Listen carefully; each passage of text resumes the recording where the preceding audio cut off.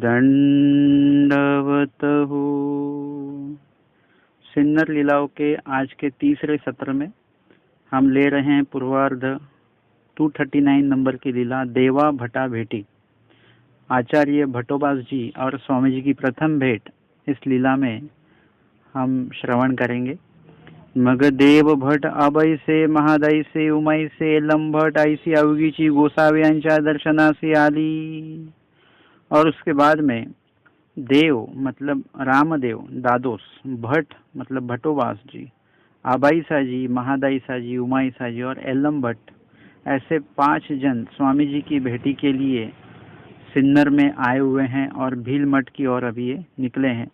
ऐसी अवघी गोसाव्यांच्या दर्शनासी आली, दादोस गोसाविया ते जेथोनी देखती तेथोनी दंडवती येती। और दादोस जी की कुछ खासियतें थी। वो जब स्वामी जी से मिलते, भेंट होती कभी भी, तो भेंट होते ही जहाँ से स्वामी जी उन्हें नजर आते वहीं से वो दंडवत डालते डालते स्वामी जी तक पहुंच जाते।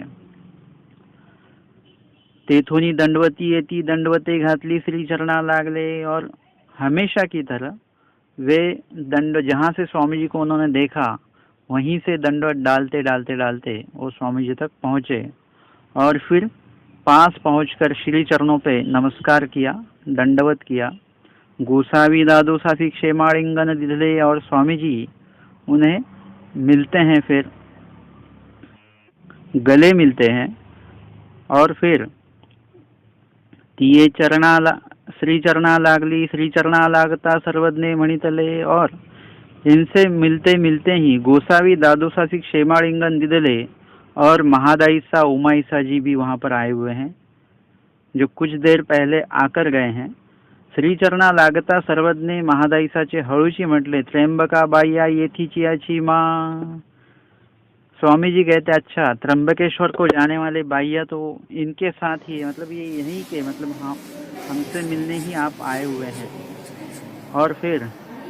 और ये स्वामी जी ने एकदम धीरे से कहा, ये सिर्फ महादाईसा जी को समझ में आया हुआ है, सुना सबने, लेकिन समझ में सिर्फ महादाईसा जी के आया, क्योंकि महादाईसा थोड़ी देर पहले स्वामी जी से कहकर गई थी कि हम त्र्यंबकेश्वर को जाने वाले हैं।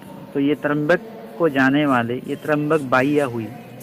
और ये उन्होंने झूठ बोला था, क्योंकि वक्त पे स्वामी जी ने जब पूछा आगे कहाँ जाने वाले हो तो वो बता नहीं सके। शायद वो सच बता भी देते, कोई समस्या नहीं थी कि कुछ देर के बाद में वो मिलने आने ही वाले थे, लेकिन उन्होंने उस वक्त झूठ बोल दिया था। और जैसे ही फिर से वो सभी के साथ महादाईसा जी आए हुए हैं और उन्होंने दंडवत करते वक्त स्वामी जी ने उन्हें देख लिया और स्वामी जी कहते हैं कि त्र्यंबक बाईया ये थी चाची मारे, आप तो यहीं पर आए हुए हो, हमारे दर्शन के लिए आए हुए हैं। ते गोसावी आणि तियेची जानती, ये सिर्फ महादाईसा और स्वामी जी को ही पता ये क्या बात हुई है। बैसोनी पाने पोफळे पूजा द्रव्य आसनावरी ठेविली। और सभी ने स्वामी जी के लिए जो भी कुछ पूजा अवसर के जो कुछ भी लाया हुआ था, पोफल थे, सुपारी थी, पान थे, फूल थे, फल थे, वो स्वामी जी को समर्पित की। स्वामी जी के आसन पर उसे रखा गया। मग फोड़ी के लिया और फिर मग बाईसी फोड़ी के लिया। बाईसा जी ने सुपारी की फोड़िया की, मतलब सुपारी के टुकड़े। गोसाव्यांसी फोड़ी ओळगविल्या, स्वामी जी को जो सुपारी जो है उसे काट कर स्वामी जी के श्री चरणों में रखा गया, श्री करों में रखा गया। विड़िया करुणी दिधलया। विड़िया, विड़ा और विड़िया ऐसे 2 शब्द है। विड़ा मतलब जो पूरा जो खाने का पान होता है उसे काट और कत्था और चूना लगाकर उसे देना, और उसे कहते हैं विड़ा। और एक ही पान के 2 विभाग करके फिर एक विभाग को, जो एक हाफ पीस है पान का, पूरे पान का एक हाफ पीस है, उसे कत्था चूना लगा के देना, उसे विड़िया कहते हैं। पूरे पान को विड़ा कहते हैं। और पान के 2 विभाग करने के बाद में उस छोटे छोटे विभाग को विड़िया ऐसे कहते हैं। तो विड़िया करके स्वामी जी ने स्वामी जी को दी, बाईसा जी ने विड़िया करून दिदिल्या। शेवटिली विडिये गोसावी तांबोळ परत्तेजू आधरिले। और काफ़ी मतलब छोटे छोटे काफ़ी वीड़े दिए गए और स्वामी जी का श्रीमुख जो है पान से भर गया। और फिर स्वामी जी ने उसका परित्याग करना चाहा। अभी स्वामी जी क्या करते, एक बर्तन में वो तांबूल जो है जिसे हम तांबूल प्रसाद कहते हैं, वो उसमें परित्याग करते उस तांबूल का जिस जो श्रीमुख में है। और फिर 22 वाटा तांबूल धरिले, एक बर्तन एक पात्र वहां पर पानदान वो स्वामी जी के सामने किया बाईसा जी ने, और उस पानदान में स्वामी जी ने पान तांबूल का परित्याग किया। तांबूल आ गया भक्तजना दीधले, और सभी को तांबूल का प्रसाद दान दिया गया। तैसेची भटासी दीधले, और भटोबाज जी वहीं पर बैठे हुए थे, तो उन्हें भी उस तांबूल का प्रसाद देने के लिए, मतलब उनके सामने भी जो देने वाले हैं बाईसा जी वो सामने आ गए। और दादोसा जी ने तो पहले उनको कहा था कि आपने प्रसाद नहीं लेना है, ये हमारे गुरुजी है तो हम लेंगे प्रसाद, लेकिन आपके वो गुरुजी नहीं है तो आपको प्रसाद नहीं लेना है। दादोसी मागाची भटाते वारेले होते, आचार्य जी को वो याद आया कि उन्होंने नहीं कहा हुआ है, लेकिन नागरिया गोसावी आमचे गुरु म्हणून आम्ही तांबूळ घेऊनी तुम्ही तुवा नेघावे हो, आपको नहीं लेना है। और आचार्य जी जैसे ही वो तांबूल देने के लिए प्रसाद देने के लिए आए हुए, आचार्य जी ने भटोबा जी ने हाथ अपना आगे किया, उनके हाथों पर प्रसाद रखा गया और फिर आचार्य जी ने विचार किया। मतलब सही मायने में देखा जाए तो हम जब भी कुछ सुनते हैं तब उसे तुरंत हमें फॉलो नहीं करना है। हमें जो भी कुछ करना है, मतलब वो विधि हो फिर भी, अगर वचन है फिर भी आपको तुरंत आपको उसको फॉलो नहीं करना है। अगर बताया जाए कि अनुसरण लेना चाहिए, बस अनुसरल्याचा देव, ये सुनते ही आपने झट से अनुसरण ले लिया, तो ऐसा नहीं होना चाहिए। आपको किसी ने कहा, मतलब वचनों में बता दिया, आपको पता चला कि स्मरण करना चाहिए तो आपने तुरंत स्मरण शुरू कर दिया, ऐसा नहीं होना चाहिए। आपके सामने जो भी क्रिया जो भी विधि उपस्थित होता है, जो आपके हाथों में है, आप कर सकते हैं या नहीं कर सकते हैं, ये आपके विचारों के ऊपर है। तो जो भी विधि उपस्थित होता है तो उस विधि के ऊपर आपका पहले विचार होना काफी जरूरी है। आपने खुद ने विचार करना चाहिए कि ये विधि मुझे करना है या नहीं करना है। दो सवाल, तो जवाब आएगा करना है। तो करना है तो क्यों करना है, इससे क्या लाभ है, मतलब ऐसे सवाल खुद ही आपके मन में उठने चाहिए और उनको आप जो सवाल उठे हैं उसे वचनों के द्वारा आपको जवाब मिलने चाहिए। मतलब आप जो भी क्रिया कर रहे हो वो किसी के बोलने पर या किसी के बताने पर आप नहीं कर रहे हो, सिर्फ उन्होंने बोला आपने किया, इसमें रुक्षता है। लेकिन आप आपके विचारों के माध्यम से अगर उस विधि का महत्व जानकर, वचनों का लीलाओं का आधार जानकर उस विधि का महत्व आप जानोगे, तो फिर आपका मन कहेगा अभी आपको कि ये अभी मुझे करना है विधि। पहले किसी व्यक्ति ने आपको बोला था कि ये विधि आपको करना है, लेकिन आपके मन ने आपको नहीं बोला था। लेकिन जैसे ही उस विधि का महत्व आपको पता चला, आपके मन को पता चला, तब आपके मन में ये सवाल जो है उठा था उसका जवाब मिलता है। और ये विधि क्यों करना चाहिए ये भी हमारे मन को समझ में आता है। और जब उसका लाभ मन को अगर समझ में आएगा तो मन में उस विधि के प्रति आवड़ी निर्माण होती है। जब तक आपको किसी भी विधि का महत्व नहीं पता है तब तक आपके मन में उस विधि के प्रति आवड़ी उत्पन्न निर्माण नहीं होगी, और जब तक आवड़ी निर्माण नहीं होती है तब तक आप कोई भी विधि ठीक तरह से नहीं कर सकते। इसीलिए तो नामाचे 10 ठाय, नाम के 10 फायदे जो बताए गए, 10 लाभ जो बताए गए, उसमें सबसे पहले बताया गया कि नामे वेद, नामे ज्ञान नहीं बताया, नामे स्मरण पहले नहीं बताया, नामे प्राप्ति पहले नहीं बताई। नाम से प्राप्ति तभी होगी, नाम के माध्यम से अनुसरण तभी होगा, नाम के माध्यम से स्मरण तभी होगा जब आपको आवड़ी पहले होगी। तो नामे वेद पहले बताएं, क्योंकि नाम के माध्यम से आप में ईश्वर के प्रति, ईश्वर साधन के विषय, ईश्वर साधक के विषय आपको क्या होता है, आवड़ी आप में निर्माण होती है। और जब आवड़ी निर्माण होती है तब उस आवड़ी से कई कार्य आप कर सकते हो। जैसे उदाहरण मैं बताऊंगा कि आपको बहुत कुछ सामान लेना है, बाजार से शॉपिंग करनी है आपको, लेकिन क्या हुआ, आपको कोई बाजार छोड़ भी देगा, बाजार आपको मिल भी जाएगा और वहाँ पर हर चीज़ें आपको मिलेंगी, लेकिन आपके पास पैसा नहीं है। अगर पैसा नहीं है तो आप वहाँ की कोई भी चीज़ आप खरीद नहीं सकते। तो एक पैसा अगर आपके हाथ में आ जाए तो आप कहीं पर भी जा सकते हैं, कहीं से भी कोई भी वस्तु आप खरीद सकते हैं। मतलब पैसा वो ज़रूरी है, तो पैसे के माध्यम से ही आप जो भी कुछ चाहे आप ले सकते हो।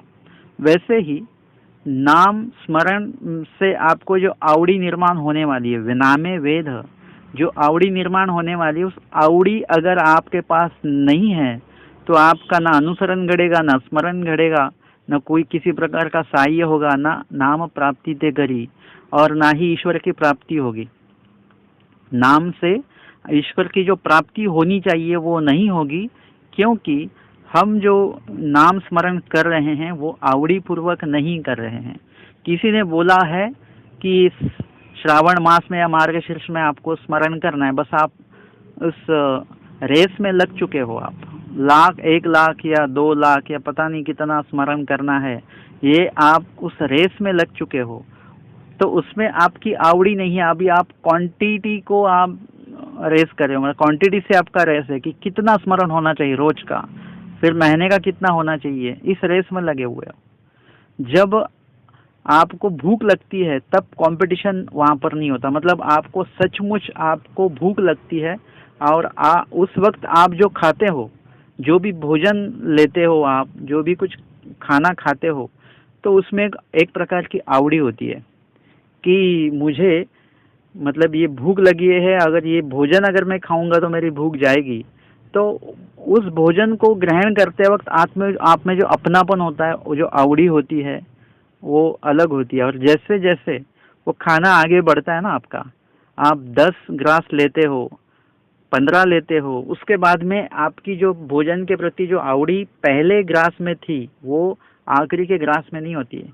आखिरी का तो ऐसा होता है कि अभी ये कैसे खत्म होगा, मतलब वो ऐसे टेंशन आ जाता है। और पहला ग्रास ऐसा था कि कब मैं ग्रास खाऊं, कब एक निवाला लूं मैं, ऐसा होता है, कितना खाऊं कितना नहीं, ऐसा भाव होता है, मतलब वो आवड़ी होती है उसके प्रति।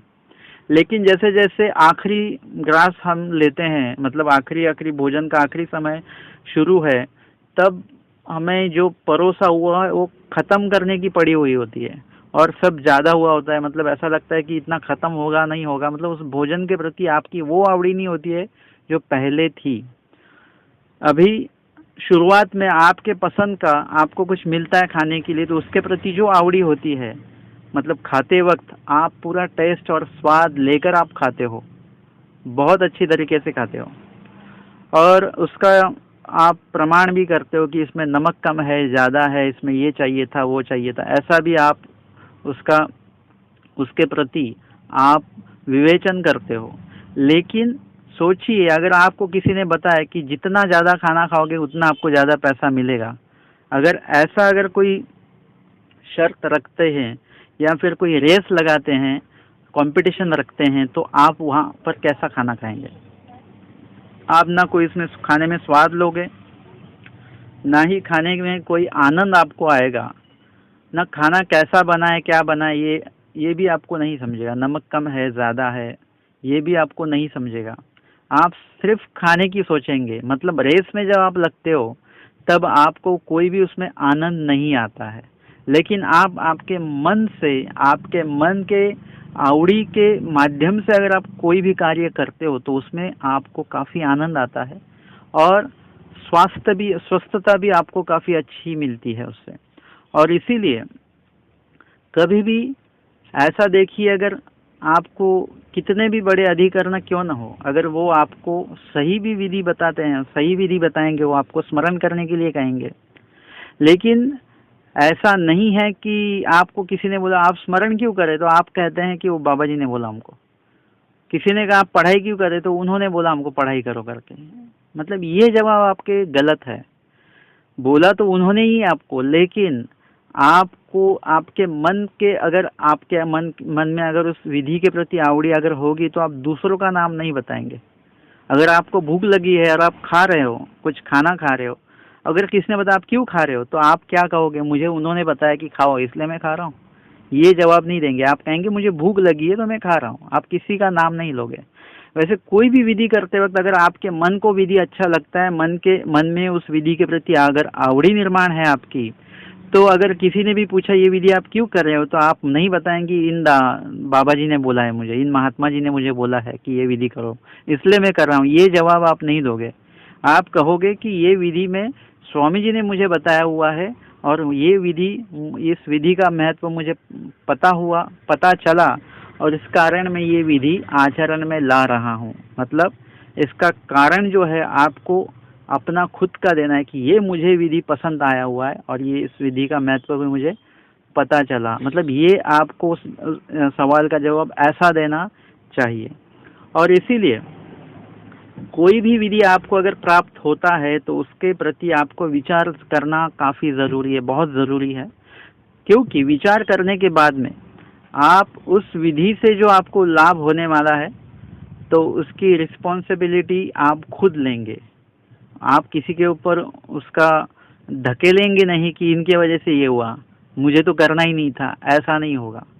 आपके विचार अगर उसमें होंगे कि आपके विचारों के उपरांत अगर आप वह विधि करते हो तो उसकी पूरी जिम्मेवारी जो है आप खुद लोगे। इसमें जो भी फायदा होगा, जो भी नुकसान होगा वो आप खुद लेंगे। तो इससे क्या होगा कि आपकी जो कॉन्फिडेंस लेवल है वो बढ़ेगी। मतलब ये तो ऐसा हो गया ना, किसी ने बोला इसलिए मैंने किया, मतलब इसमें आपको कॉन्फिडेंस भी नहीं बढ़ता है और आप जिम्मेदारी किसी के ऊपर ढकेल देते हो, दोष किसी को दे देते हो, ये ऐसा हो जाता है। मतलब उसमें अगर बुरा भी होता है तो हमें टेंशन नहीं होता है कुछ। मतलब अगर चावल अगर बनाने के लिए रखे हुए हैं और उसमें पानी डालते वक्त पानी लगता है उसमें, आपने किसी से पूछा ये कितना पानी डालना है इसमें, तो उन्होंने बोला उतना ही पानी आपने उसमें रखा हुआ है।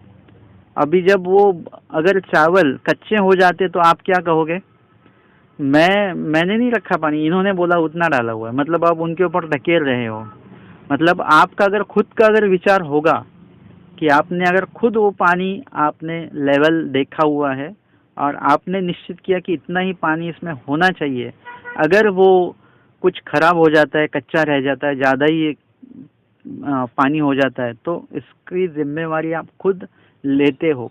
लेकिन अगर दूसरों के भरोसे हम चलेंगे तो हम जिम्मेदारी भी दूसरों की ही सुनेंगे और दूसरों के ऊपर ही दोष देंगे और उसका परिणाम ये होता है कि आप में जो विधि करने के प्रति या जिम्मेदारी लेने की जो आपका जो कॉन्फिडेंस होना चाहिए वो कभी भी नहीं बनता है। आप कुछ लोग ऐसे हैं कि जो 25-30 साल जिन्हें उपदेश लेकर हुआ है, लेकिन आज भी वो कुछ विधि करना तो किसी से पूछ के ही करते हैं। मतलब 30 सालों में उनमें वो कॉन्फिडेंस लेवल भी नहीं आया कि मैं जो विधि कर रहा हूँ ये सही विधि है या नहीं है, ये किसी से पूछ के ही वो विधि करते हैं। या फिर 30 सालों में उन्हें अभी तक सही विधि प्राप्त ही नहीं हुआ, सही कॉन्फिडेंस प्राप्त नहीं हुआ कि हमें ये विधि हमारा होना चाहिए। ऐसा उन्हें अभी तक वो आत्मविश्वास उनमें नहीं आया हुआ है। मतलब सही विधि क्या है, गलत विधि क्या है, ये प्रॉपर उनको पता नहीं चला, उन्होंने पता नहीं करवाया। और ये विधि कहाँ से सब आए हुए हैं, कहाँ पर भगवान ने बताया, ऐसे सूत्रपाठ और लीला चरित्र को उन्होंने अभी तक नहीं पढ़ा है। इसके कारण क्या होता है कि उन्हें हर बात पूछ कर ही करनी पड़ती है। अभी किसी ने ऐसा कुछ विधि किया कि मैं इतने दीप लगाऊंगा, तो फिर मुझे किसी ने पूछा कि भाई ये विधि सही है क्या? मैंने बोला आप लीला चरित्र और सूत्रपाठ पढ़ते हो? उन्होंने कहा हाँ पढ़ता हूँ मैं। फिर मैंने बोला ये सवाल आप मुझसे क्यों पूछ रहे हो? आप ये सवाल जो है लीला चरित्र और सूत्रपाठ से पूछिए कि ये विधि सही है क्या। फिर वो कहेंगे कि पढ़ो हमको, हम में कहीं पर ये विधि बताया गया है कि हमसे, मतलब सूत्र पाठ में कहीं पर वचनों के माध्यम से स्वामी जी ने कोई विधि बताया हुआ है इस प्रकार का, या लीला चरित्र में इस प्रकार का कोई विधि स्वामी जी ने बताया हुआ है? वहां पर उपस्थित लोगों ने किया होगा वो बात अलग है, लेकिन स्वामी जी ने विहित किया नहीं है, क्योंकि स्वामी जी कहते एथोनी भणितले कीजे, हमने जो बोला है वो आपको करना है और वो अनुसरण है। स्वामी जी के सन्निधान में कोई भी आ रहा है और वो अगर वैसा विधि करते हैं तो इसका मतलब ये नहीं है कि हमने भी वही विधि करना है। हमने वो विधि करने हैं जो स्वामी जी ने बताए हुए हैं, जो स्वामी जी ने स्वीकारे हुए हैं उस लीला में। उस अन्य लोगों के मानसिक स्वास्थ्य के लिए स्वामी जी ने कुछ विधियों का स्वीकार किया भी होगा, लेकिन वो विधि हमें नहीं स्वीकारने। हमें कौन से विधि स्वीकारने? जो आचार प्रकरण में बताए गए, जो अस्थि में बताए गए हैं, लीला चरित्र में हमें जो करने के लिए स्वामी जी ने बताया गया, जो विहित कहते हैं जिसे, ऐसे विधि हमें करने चाहिए। तो इन बातों पर हमारा ध्यान होना चाहिए। और कोई भी विधि करते वक्त अगर स्वामी जी ने भी आपको अगर विधि बताते हैं स्वामी जी, तो उस वक्त भी आपको विचार करना पड़ेगा कि ये विधि मुझे क्यों करना है, ये विधि में मेरा क्या लाभ है, मुझे क्या फायदा है इसमें, और वो फायदा भी कैसा होना चाहिए, आपका अदृष्ट पर लाभ होना चाहिए। देखिए आचार्य जी ने क्या विचार किया। आचार्य की जैसे ही हाथ में वो तांबूल प्रसाद रखा गया, उन्हें याद आया कि दादोस जी ने मुझसे कहा हुआ है कि ये प्रसाद आपको नहीं खाना है, तो अब क्या करना है। अभी आचार्य जी जो दादोस की वो इतने दिन से सुन रहे, लेकिन आज के इस वक्त उन्होंने दादोस जी का कहा माना नहीं है, या दादोस जी ने जो कहा है वो सच है, या उसे मुझे पालना है, ऐसा विचार उन्होंने नहीं किया। उन्होंने अलग तरीके से विचार किया हुआ है। मतलब आपका खुद का जो विचार होता है वो कभी कभी इतना अच्छा होता है या इतना सही होता है, सच्चा होता है, और उसके कारण अगर आप विचार करके अगर एक हाथ कार्य करते हो तो विचारों में आपके ये सही है या गलत है, गलत है तो गलत क्यों है, और सही है तो सही क्यों है, ये आपको सबसे पहले उसकी जो उसका जो महसूस होना है, सही क्यों है और गलत क्यों है, लाभदायक कैसे है, नुकसानदायक कैसे है, ये आपके मन को जैसे ही समझेगा तो उस कार्य का करने का आपका जो जो कुछ हेतु है वो भी वहाँ पर मतलब अच्छा महत्वपूर्ण रहेगा, क्योंकि आपके मन को वो खुद मतलब समझ में आता है। तो इस वक्त आचार्य जी के हाथ में तांबूल प्रसाद है और उनमें दादोस जी की बातें भी याद आई, लेकिन वे खुद का विचार रखते हैं, खुद का विचार वो करते हैं, और वो कहते हैं कि मन में ही मन में कहते कि जरी पुरुष होती तरी अम्मासी गोमटे हुई। अगर ये ईश्वर पुरुष है, मतलब दिखते तो है ही वैसे, हमारे स्वामी जी की श्री मूर्ति जो है, सौंदर्य, औदार्य, लावण्य, सौभाग्य, ये सब गुण हैं बताए जाते हैं। और स्वामी जी कहते हैं एथी दैविते क्वापी नाही, मतलब यहाँ पे जो तेज है, श्री मूर्ति पर जो तेज है, आपको कहीं पर वो और किसी अन्य जगह पर आपको दिखाई नहीं देगा, ऐसा तेज। तो ये सब जो दिख रहा है आचार्य जी को, स्वामी जी की श्री मूर्ति, भेंट, उनका बोलना वगैरह, ये सब, ये तो प्रभावित हुए ही है आचार्य, उसी वक्त प्रभावित हुए हैं।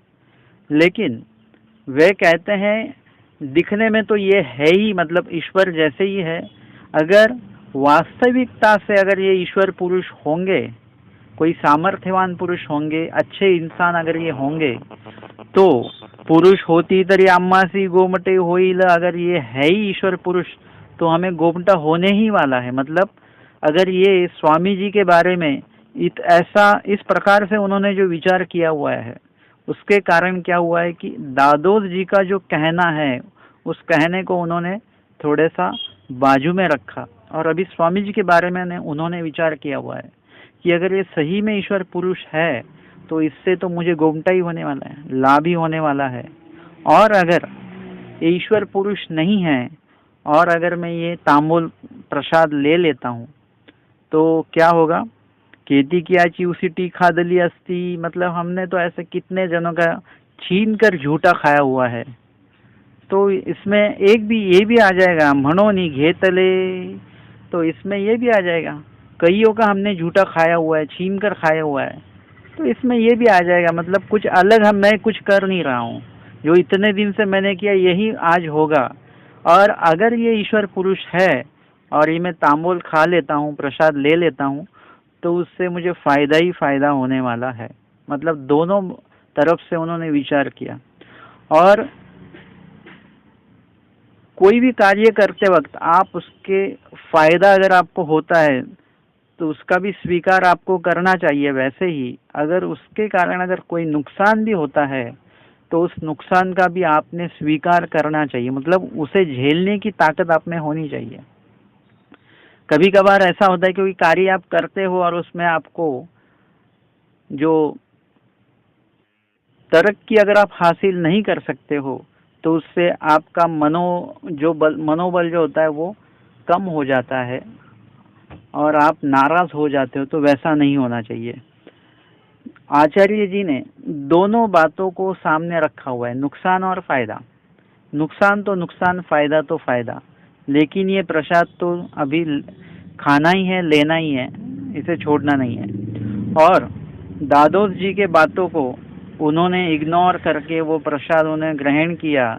आनी भटा स्थिति झाली, जिसका डर दादोसा जी को था कि स्वामी जी का प्रसाद खाने के बाद में, ग्रहण करने के बाद में इन्हें स्थिति होगी, स्वामी जी से ये प्रभावित होंगे और फिर आगे स्वामी जी के ही अनुकूल ये होंगे।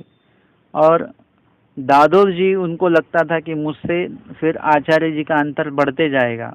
तो इसकी शुरुआत सिन्नर के प्रथम भेंट में हुई है। तांबूल प्रसाद आचार्य जी ने ग्रहण किया, उन्हें स्थिति हुई, आनंद हुआ, उन्हें भोगी ली, कुछ देर तक वो आनंद में रहे। मग केतुल्या एका वेळा भंगली, कुछ देर के बाद में वो स्थिति रुक गई।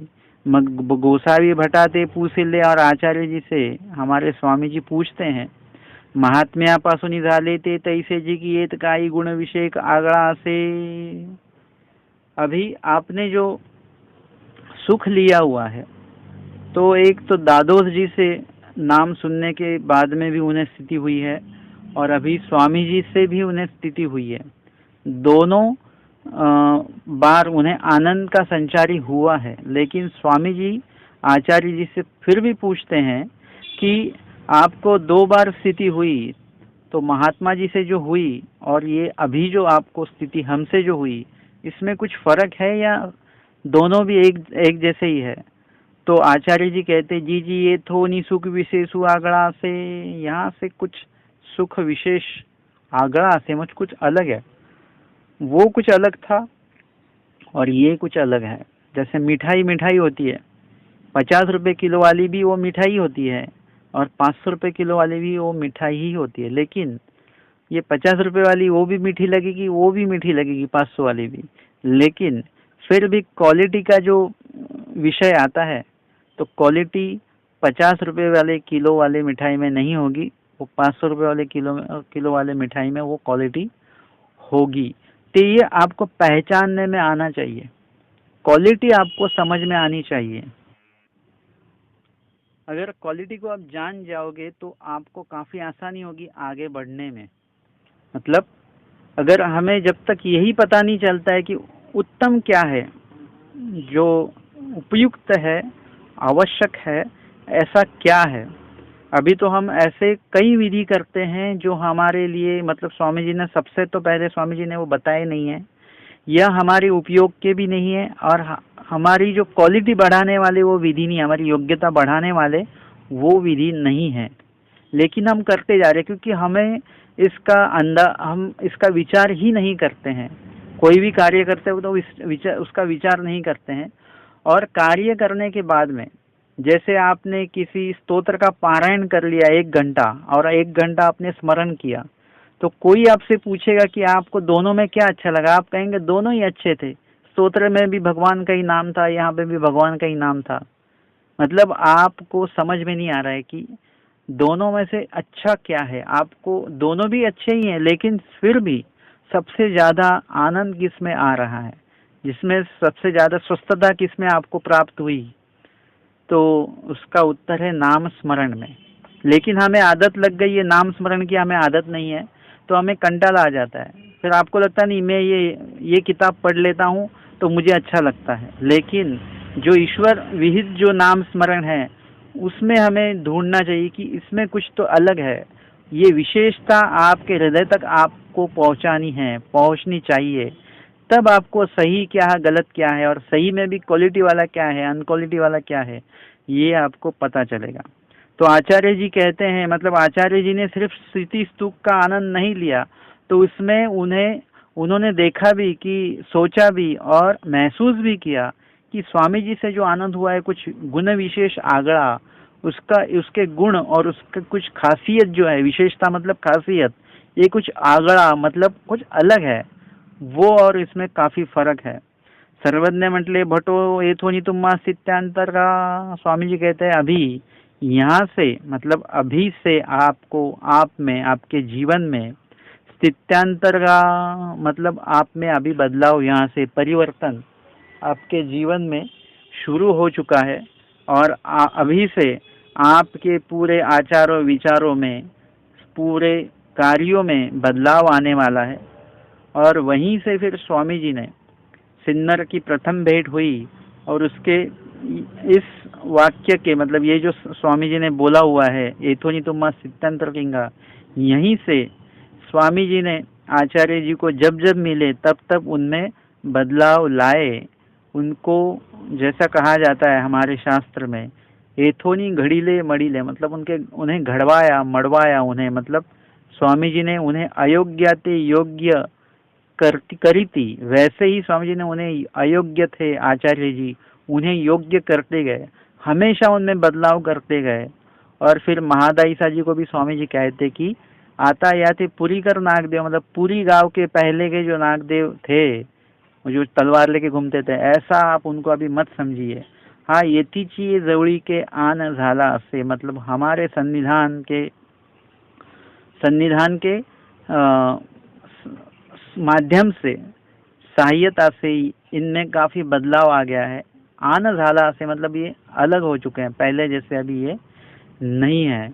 और इस तरह से स्वामी जी और आचार्य जी, हमारे भट्टोबाल जी, इनकी प्रथम भेंट सिन्नर की लीला, आज के सिन्नर लीला के तीसरे सत्र में हमने आज ये पूर्वार्ध 239 नंबर की